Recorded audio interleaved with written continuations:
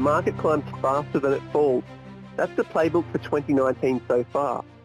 We've seen property and utilities climb, international earners very well received, while the banks seems to bounce rather well out of the Royal Commission. But growth companies still lead the market. Rudi from FNArena has been an advocate for growth and dividend growth being a portfolio's best defence. Now, that's the summary for Rudi Filapek Vandyck, but how do you view that market now? Well, that's becoming a little bit of more of a different proposition, I think. It's probably fair to say that a lot has happened over the past, let's call it 6 months. We've had a massive downward spiral on the expectation that the recession was coming. And then we saw the Federal Reserve and other central bankers jumping to support, and we have seen a very strong rally back upwards.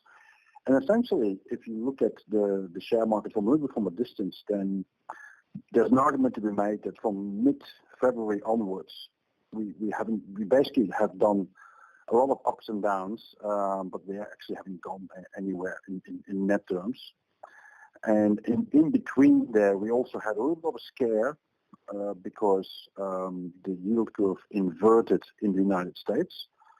I've tried my best to tell investors that they shouldn't get spooked by it, because it's not a fait accompli that we are facing a recession whenever that happens, and that indicator is biased in many ways, as much as other indicators can be skewed and biased at times. But anyway, here we are. The yield curve inversion is no longer in the U.S. for the time being. Central bankers in the U.S. have tried to convince investors that it does not, in their view, have the same forecasting power as it once upon a time had before we had quantitative easing. And on my observation, and it's part of what I do here at FNArena, I sort of try to pay attention to what the global strategists and the local ones are saying about the prospects of assets and share markets and the likes. And on my observation, many of the market bulls are actually not expecting too much from current levels, because even they, with a positive view, in the short term at least, are expecting that most of the good news, most of the supports are now priced in. And there's quite a few strategies around who think that from here onwards, it's going to be all about stock picking and dividends and not much else. And that basically goes for the U.S. market as well. Now, you and I know that if that's the situation, then at some point the market will run out of steam, usually. And then we need lower share prices to attract money back in then, because if the upside is deemed to be not very high, then people prefer to keep their cash on the sidelines. And you mentioned yes, you mentioned some two good points there. So you've got growth is limited, and then you've also been looking at dividends. So, and then we need lower prices to entice more money back into the market. How would you see both the leading growth companies that you've analysed very well for many years now, and both those bond proxies? Are they looking expensive, those areas of the market? Well, to be honest, almost with exception of the banks in Australia and stocks and sectors that have really been hit hard because of disruption and because of regulatory impacts and other factors, pretty much everything in the share market is expensive between quotation marks, and ever lower bond yields are part of that. Now, one of the things that might have escaped investors' attention is that the rally we've seen since late December has actually happened on low volumes. The volumes have been nowhere near historical averages in the US and elsewhere.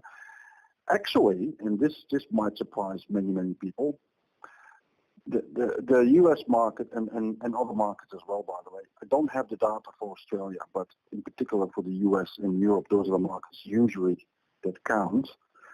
There's been a net withdrawal of investors' money out of those markets. Now, this is not unusual, but it's not a regular occurrence that a share market has one of its best performances in almost a decade, and investors have been in droves withdrawing money from the market. So just on that, the strong March quarter that we've just had, the phenomenal V-bottom where it's climbed faster than it's fallen, you're saying that the US data is showing that there's a large net fund outflow. So people are pulling money out of the market while it's climbing. Yes. And what are the reasons that can make that happen? And that is, well, that's the thing is, as I said, it has happened before in the past, and in general terms, it's probably good to remind people that this rally, I should say, this uptrend in the share market has been on occasion called the most hated uptrend in history, and I think it's proven it again. It sounds weird, because you would think that if money is flowing out of the market, that the share prices should go lower, but that's not necessarily the case. And but needless to say, there's quite some strategists around who are scratching their heads and going, well, what does it mean? Well, I think it means one thing is that people obviously don't trust the uptrend and are basically a little bit more cautious when they look forward. The other thing is, which I also observe, is that many fund managers and institutions whose reports I read and statutory reports and all that, many of them are overweight cash or advocate staying overweight cash. So you only need a few buyers to get share prices up.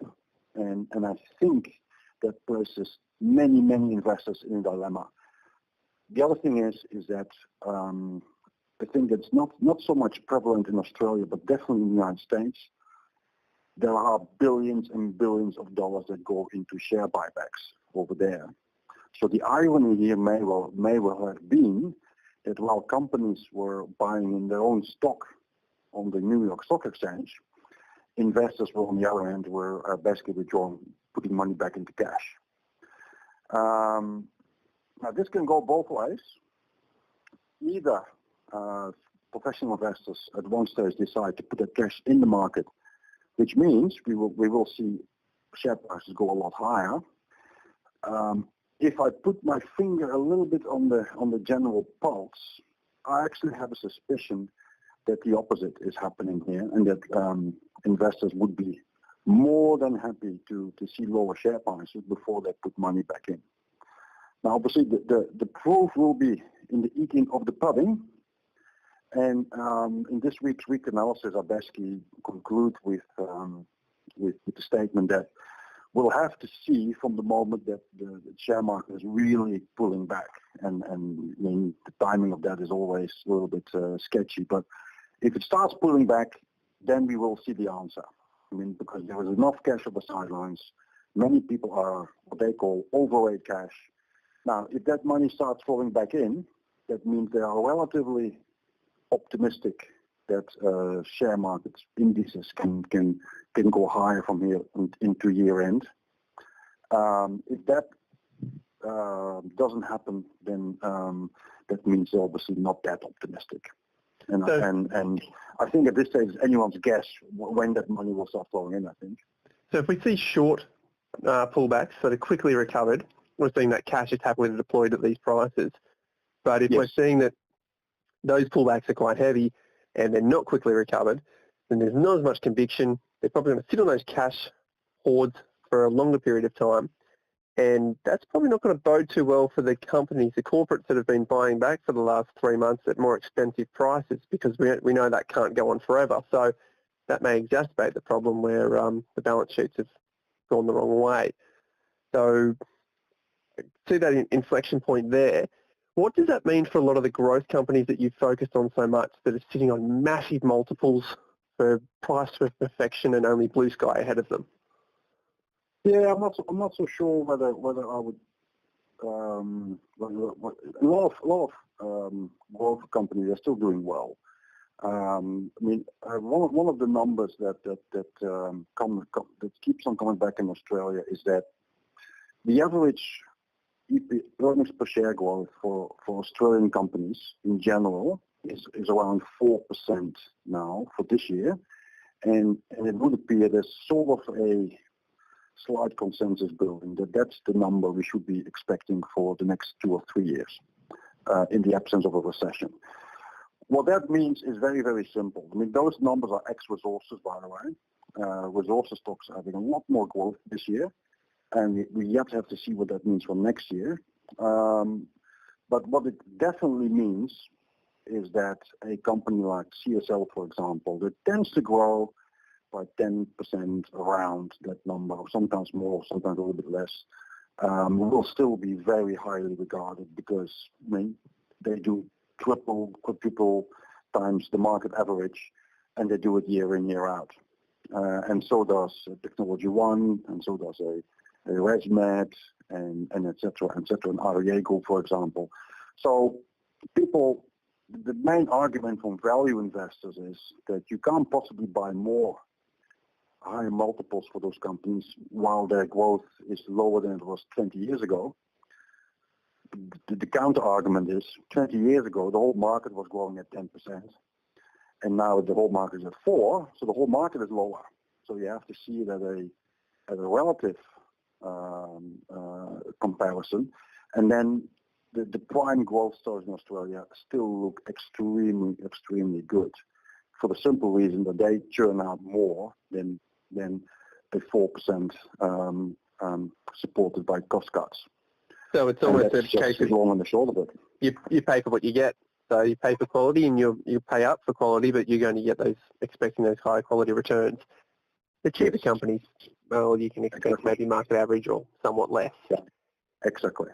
And this is probably also why the market sometimes falls in love with segments of the small cap space in the market, because some of those small cap stocks, of course, they grow at 30, 40% and higher, and then the market is happy to pay 50, 60, 70 times the multiple for it because they stand out so much. And I mean, the alternative is that you get Bank of Queensland, which is negative growth and potentially cutting their dividends. National Australia Bank, hardly any growth, probably yet due another restructuring, a new CEO, and maybe also a dividend cut. Those are the alternatives. And the sooner investors take the whole picture on board, the better for their investment returns, I would say. Very good. Well, they're great insights on the market. Thank you very much, Rudi Filapek Vandyck from FNArena. My pleasure.